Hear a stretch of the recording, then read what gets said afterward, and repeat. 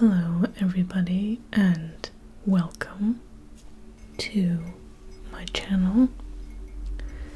If you hear children screaming in the background, it's because they are. There's hordes of them on the playground right now. We can hope that the screams don't indicate that they are high on sugar and forming hierarchies of popularity, but that they're having a wonderful time on this beautiful day. Anyway, I've tried to start this video a billion times. So hopefully $1,000,000,001 will be the magic number and we can get this video going. But I have to say, all these interruptions fits with the day because yesterday I got slammed with illness. Not just me, but a few people had the same thing.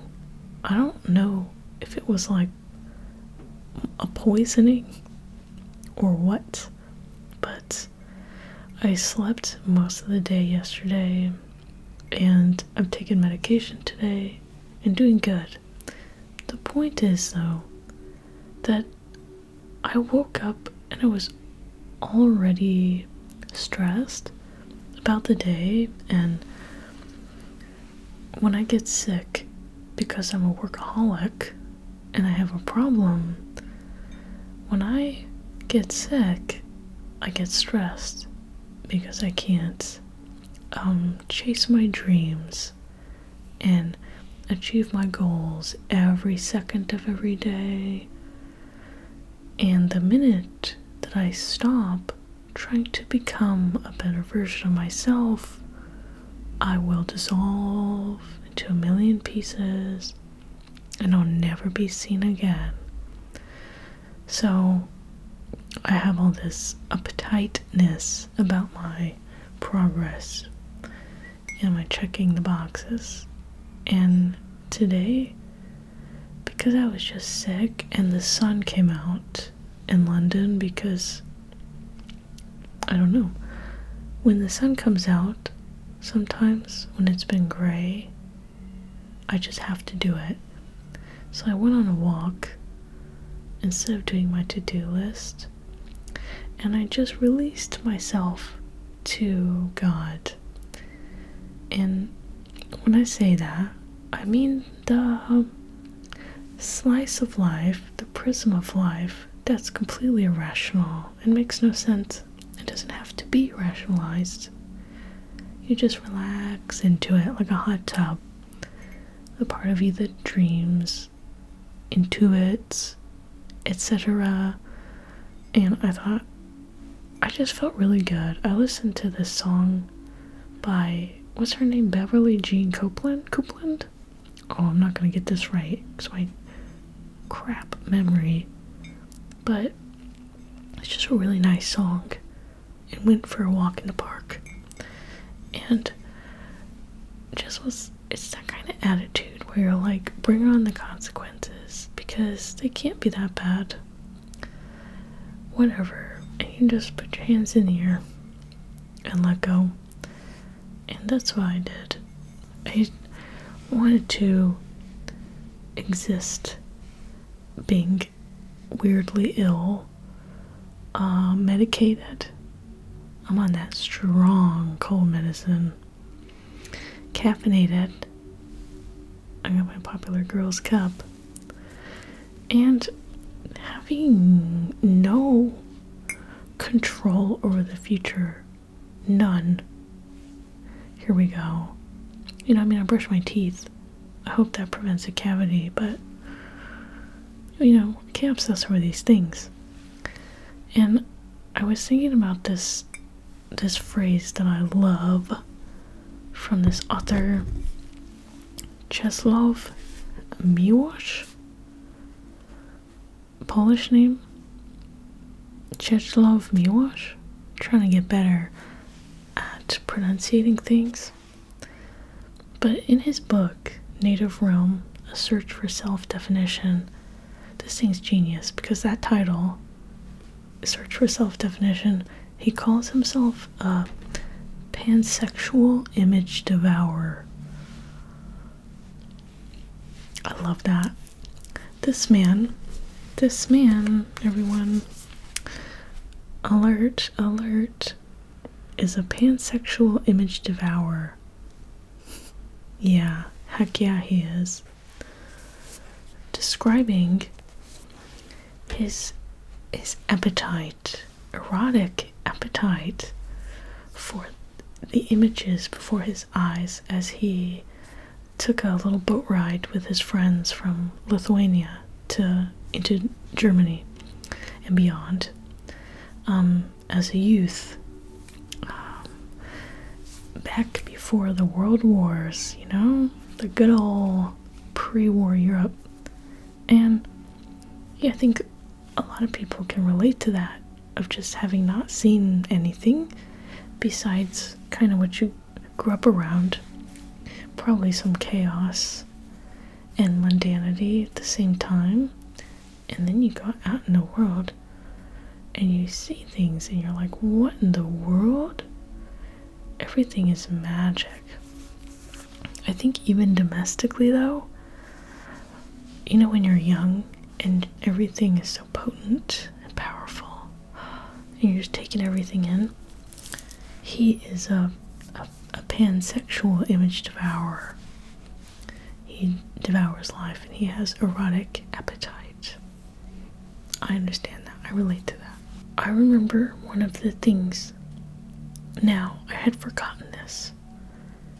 I had forgotten pretty much maybe a breakdown that I had, a mental breakdown. But I don't know if it could be called that. I don't know. But it's been a few years. But I remember one time when I had that really horrible in-person job right after my stroke and before I moved here.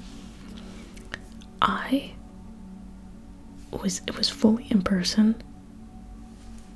I logged on to work remotely one day and I did not go back in person. I did that. I just remembered. I think yesterday, 2 days ago, I remembered that I did that. Isn't that a weird thing to forget? It was a nightmare for my boss. At the time, he didn't know what to do with me. HR didn't know what to do with me. I just refused to go into work in person. I was not well in any sense of the word at all. I was not processing the stroke. I was not processing that my body was falling apart, that my brain was different. The word like neurodivergent, I hadn't even thought to consider at the time. I was just breaking down quietly in routine. If you look at me from the outside, I was totally functional. I got a job after a stroke. I was, walking around. I was eating every meal, showering, hyper regimented. But when I was getting hospital bills, I was throwing them away, not even looking at them, choosing to forget about them. And then I got this job and I couldn't take it. I was so miserable, I just couldn't do it. And so one day I didn't go back in person and I just pretty much held my work computer hostage in like a little room, and I didn't leave it. It was really weird. And I eventually got a different job, a remote job, but I had forgotten that I did something really weird, which is that I refused to go into work. And I had all these meetings and I was still working, doing my job remotely. But HR and my boss were meeting with me to try and convince me in a million ways, manipulate me as well, but also convince me to come into the office. And I didn't. And think the next time I went back, I actually can't remember if I went back to drop off my badge and the laptop, or if I mailed that stuff in. I couldn't tell you what happened, because I think I was going through something and I forgot. But even then, I would go to Descanso Gardens in LA. I had a membership, and at this time that was deeply confusing and obscured even to me in it, I would go to Descanso Gardens. It became like the garden was my own brain, and I got to just walk around in peace. It's to this day, some of my favorite memories is that sense of safety. The second I got into the garden, I remember this, I would just be disassociating and numb in these work meetings, and then I would go to the garden, and it was like I'd held my breath until the garden, and I could breathe, and I could just be at peace. Today, I had woken up in such a state of, I was feeling small and frozen because I pinned myself in with goals and boxes and stuff. Because I'm working on a million things. I have a job. I love YouTube. I'm writing. I'm being rejected from writing publications. That's its own video. I want to make a video about rejection because it's brutal. But I went out into the park on this sunny day, rare sunny day, and I let go, and I just devoured the park. It's like getting naked, because I think you could describe it as appetite, as eating, or as filling. You fill yourself. But I like that he called himself Pansexual Image Devourer, because you're devouring images, but it's less about eating them and more about a type of sexuality in which there's an eros about it, right? It's like a deeper spirit of sensuality in the world. One of my hobbies, you can see behind me, all along my wall, I have a lot more than this.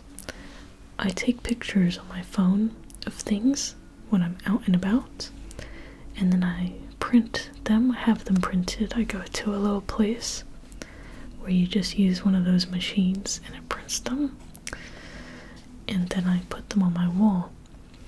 This is a photo, I wonder if you can see it, like kind of sometimes touristy stuff, but I took a picture of my little bag and a coffee and a water.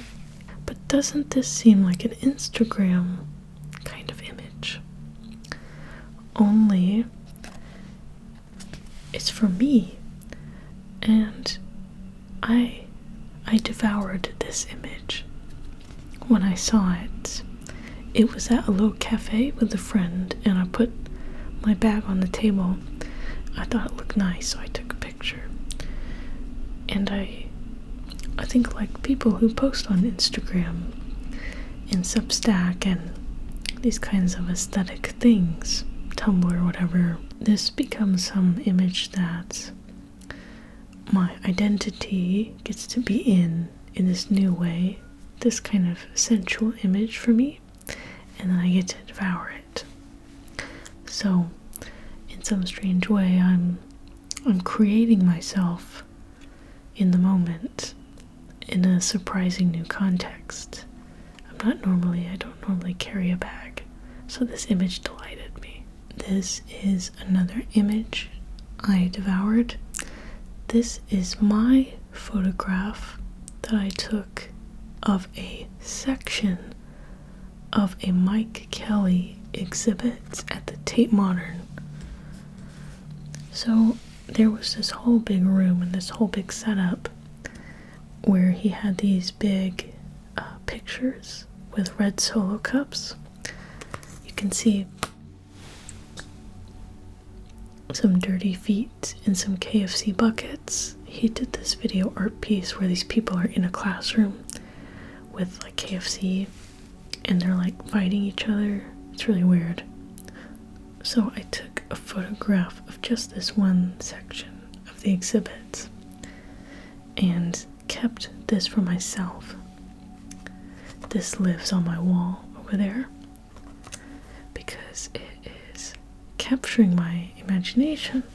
So on a day like today, when I am being really hard on myself for not hitting these goals of like reading every day, writing every day, like I don't have enough hours and I'm tired and sick, I like these images. I eat these images. And I kind of allow my erotic energy to be free, because erotic energy does not come from check boxes. As much as I love a list, I'm not getting married to a list, you know what I mean? Or the list does not inspire the feelings in me. The list contains my feelings and structure is good, but erotic energy gets to flow when the checkboxes go away and when the walls come down, and I'm able to be reminded of the images that I like, and I get to expand back into the world away from the structures that can do us harm, including our own structures or my own structures. I have another image here that I took in a almost empty arcade in a small town in England. It was pretty empty, it was sunny, there's like red carpets. It smelled like carpet in there, and there were these games, Scooby-Doo games. This moment standing in this weird carpet, like warm carpet, room full of sun, felt like childhood. And so I took this image. And then now it's on my wall because it captures that odd liminal moment where you're almost between ages. Part of you is young again, you know?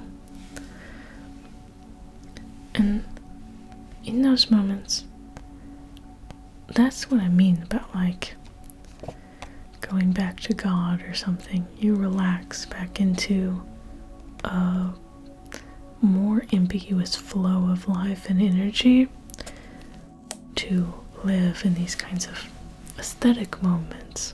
I like that, just that one section in, I think it's Flights by Olga Tokarczuk, where her character, the narrator, is saying that taking photos is like a prayer. Like tourists taking photos of things is more like a prayer than anything else. And I relate to that very much. It's an amen, you know, just saying amen, click.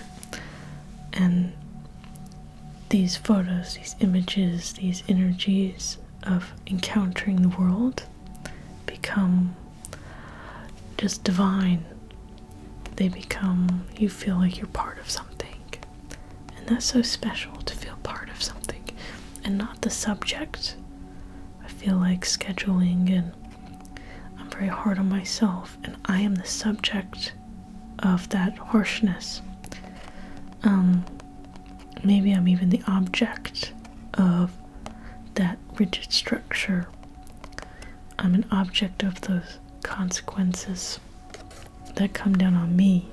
And not only do I get it from my job, and that breaks me down, but then I put that on myself. So I've been thinking about image devouring and being some kind of sexually queer, sexually erotic in the world as a means to just stay sane and still be in love with life. I look back at some of the things I've done in a state of collapse from the rigid structures that either I've been forced to be in or I've adopted as a way to legitimize myself. Like, I really wanted an in-person job after my stroke. I really wanted to pay my medical debt off. I really wanted to feel normal, and then I drove me to a point of doing something very weird and behaving weird, and now I look back and I'm like, I wasn't well. That's not the behavior of someone who is well. A lot of the things I used to do. And sometimes I still think, I catch myself being like, you need to relax.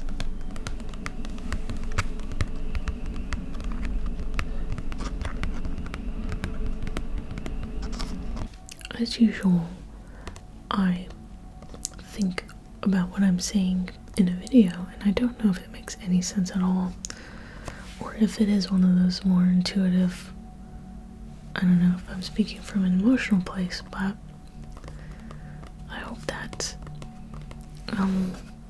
you get in touch with those fun, intuitive streams of life, most especially when times feel crunched and you feel a little bit pinned in. It's quite the fine balance of navigating structures, but also trying to stay sane through them, and looking back and reflecting now, I think this kind of love of images and experiences is a sane process. It's a grounding process. It's good to feel love and enjoyment and excitement at the image. And I've leaned into that at many a crisis point in life, many a breakdown, even those quiet, mundane breakdowns. Oh yeah, I realized that's what mine looks like. I think I look like I'm hyper-functioning when I'm having a breakdown, and then something really odd will happen where, like, I'll just stop going into work. During this time, I ate a little mini cutie orange. You know those little oranges? I ate one of those every day. And I didn't do that before, and I haven't done it since. Isn't that weird? I ate a mini orange and refused to come out of my room every day unless I was going to the garden. What in the world? Love that garden. I can feel it in my whole body when I remember the garden. I can feel it. I can feel the same air of, that would have been 2.5 years ago. Yeah. I know exactly what that garden feels like in every turn around it, in every part of that path. I can feel it. I feel the heat on me. It's so intense because now I know what it meant to me, and I wasn't conscious of that at the time. I had no idea I was having a breakdown, but I definitely was. Life doesn't make any sense sometimes, but the images to devour are infinite, seems like, and how exciting is that? I hope that you're doing well, genuinely. Yeah, I'm very happy I got to express this as it was coming into my head, and it felt right. Seems good. I will be taking more medicine, devouring more images, and I will be back in another video very soon. I hope that you are well, and I'm wishing you a good night if you're going to sleep. But otherwise, good